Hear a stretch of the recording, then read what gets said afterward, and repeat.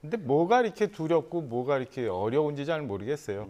최근에 이제 민주당 정권 시절에 저희 당의 이제 권성동 의원 같은 경우 불체포 특권 포기하고 가서 영장실질심사 받았거든요. 네. 그냥 그 어려운 부분이 아니에요. 말씀하신 것처럼 헌법상의 국회의원의 불체포 특권이 명기돼 있기 때문에 네. 그거는 그 법적으로 정리를 하려면 헌법을 개헌해야 되는 방법밖에 없거든요. 네. 굉장히 어려운 부분이잖아요. 그러니까 사실은 불체포 특권 포기한다고 얘기하면 돼요. 저희 당 이미 저를 포함해서 몇몇 뜨는 분들이 이제 발제를 해서 시작해서 한 50여 명 정도가 서명을 했거든요. 네. 불체포 특권 포기한다고.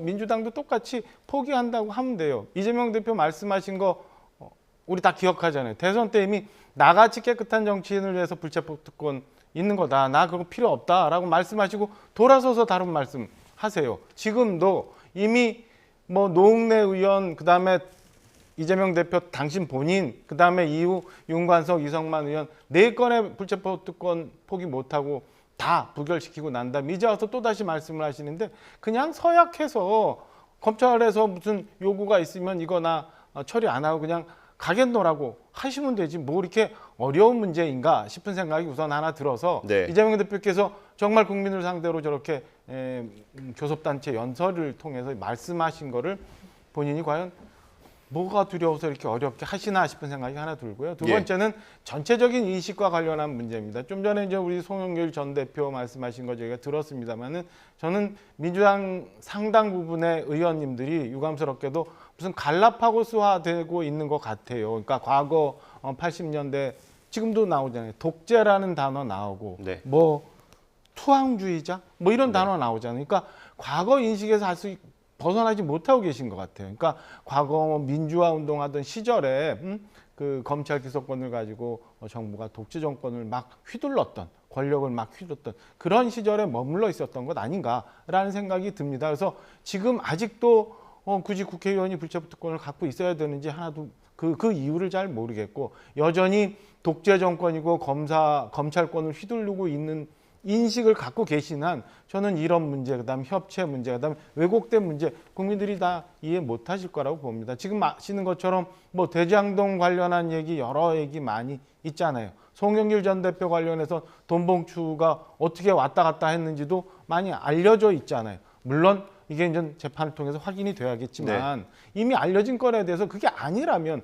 검찰 가서 소명을 하시면 되지. 송영길 전 대표 말씀하시는 것처럼 뭐 부르지도 않았는데 검찰 가서 나 조사해 달라고 말씀하시고 그런 그냥 퍼포먼스나 하고 이재명 대표도 한번 보세요. 검찰 10번 아니라 100번도 간다고 하시지만 사실은 그때 시간도 정해놓고 나 5시에 나간다고 하고 2장짜리 갖다 놓고 난 다음에 묵비권 행사하셨다는 거 아니에요. 이래서 어떻게 불체포 특권에 대해서 뒤에 또 숨으려 하는지 저는 도저히 납득하기가 어려운 부분이라 그냥 몸으로 실천으로 보여주시면 국민들이 이해하실 텐데 지금까지 상황으로 보면은 국민들이 과연 얼마나 저 진정성을 들어주실까 의심스러운 부분이라고 생각합니다. 예. 김기현 대표 어제 말씀 그러니까 덧붙이시겠어요? 지금 이제 하신 말씀과 관련해서 그 진정성이라는 거, 네. 이제 불체포 권리를 포기하겠다 이렇게 말씀을 하신 거고요. 네. 하신 거고, 실제로 그렇게 할 거고. 네. 근데 이제 한동훈 장관 같은 경우에는 실천이 문제다 그렇게 말씀을 하셨잖아요. 네. 지금 박정환 의원님께서도 말씀을 하셨는데, 어떻게 보면 이제 추가로 체포영장을 청구하겠다라고 하는 뜻이잖아요.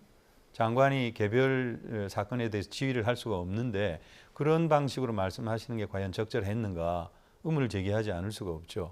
제가 볼 때는 장관으로서 그런 문제에 대해서 답을 하는 것은 좀 적절치 않다. 네. 이렇게 답했어야 되지 않나 이런 생각이 들고요.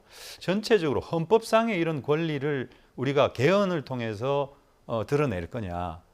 이것은 좀 별다른 문제로 보고 지금 현재 우리 그 국회의원이 갖고 있는 이런 불체포 권리에 대해서 한번 현재 헌법 내에서 네. 어떻게 이 부분에 대한 여야 간 어떤 정치 타협을 통해서 어떤 바람직한 방안을 찾을 거냐 이것은 논의할 때는 저는 됐다 그런 생각은 듭니다.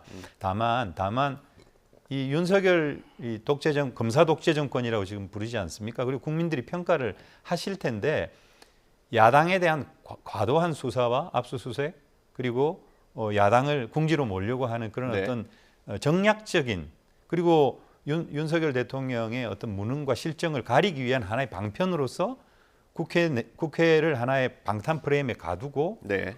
그리고 이것은 뭐 국민의힘이나 다른 외부 그 여권 세력의 그런 공격뿐만 아니라 우리 당 내에도 어떤 면에서는 부하 내동한다 그럴까요? 네.